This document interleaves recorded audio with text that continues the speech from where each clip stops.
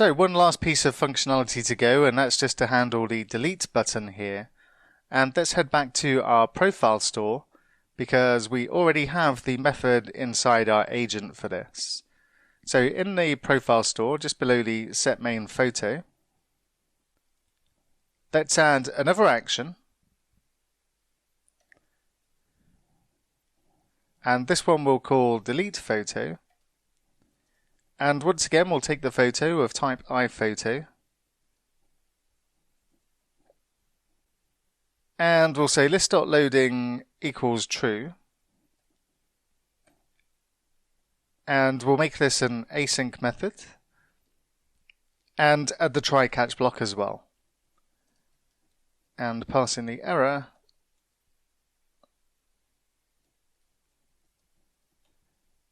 And inside here, what we'll do is we'll say await agent.profiles.deletePhoto and pass in the photo.id. And then we'll just add our running action. And all we want to do in this case is just remove the photo from the profile photos array, because we're not going to let the user set or delete their photo that's currently their main photo, so we don't need to do any additional checks inside there. So we'll just say list.profile exclamation mark photos equals list.profile exclamation mark dot photos, and we'll use the array filter method in this particular case, and we'll say that a goes to a.id that is not equal to photo.id. And this is going to then return a new array of all of the photos except for the one that matches the photo ID that we're passing in here. And then we can turn our loading indicator off. So we'll say list.loading equals false, and in the error all we'll do is we'll add a toast saying toast.error and problem deleting the photo.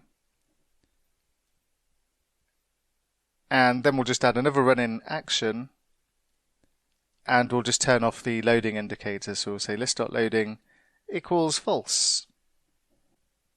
And then let's head back to our profile photos page, and what we'll do is we'll just add another piece of local state so that we can isolate the delete button and still use the same loading flag that we're getting from our profile store. So I'll just copy this line down, and I'll call it delete target,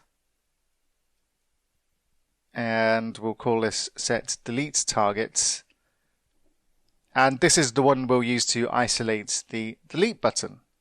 So let's scroll on down, and also what we need to bring in actually is the delete photo method from the profile store, and we'll scroll down to the delete button. And once again, we'll need to give this a name, so we'll set this equal to the photo.id. We'll set it to disabled if the photo is main, because we're not going to let them delete their main photo. And then what we'll do is we'll add the onClick events, so we'll say onClick equals, and we'll pass in the events. And then inside here, we'll add curly braces and we'll say delete photo and pass in the photo. And then we'll say set delete target equal to e.currentTarget.name.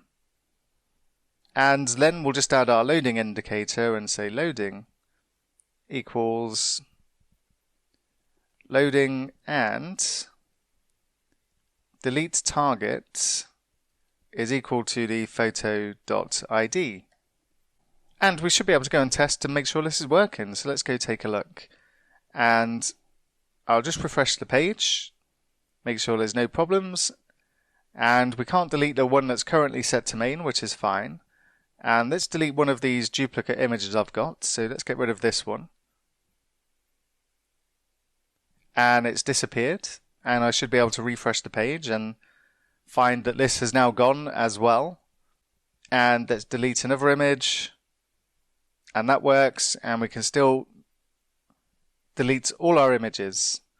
And let's just add another image back in so that I've got some images to work with. And just click OK. And then we can set the image to main. Perfect, it's all working as it should do. So we're now got to the end of the photo upload section. And what we want to do before we stage and save our changes is let's just make sure we haven't left any warnings inside our console, and it looks like I have. And we've got a login form that's defined but not used, an image that's defined, and I've missed off one of the dependencies inside the React hook use callback. So let's just go and fix these before we move on, and I'll go to my app.tsx first of all. And we've got an import we're not using for the login form. And I've also got in the photo upload widget, we've got image defined but never used. So let's also remove it from there.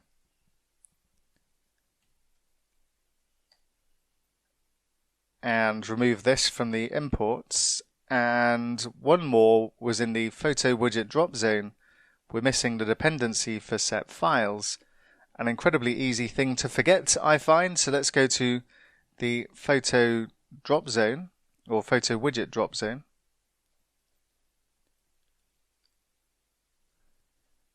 And inside the use callback, because we're using the set files here, we need to add this as a dependency inside here.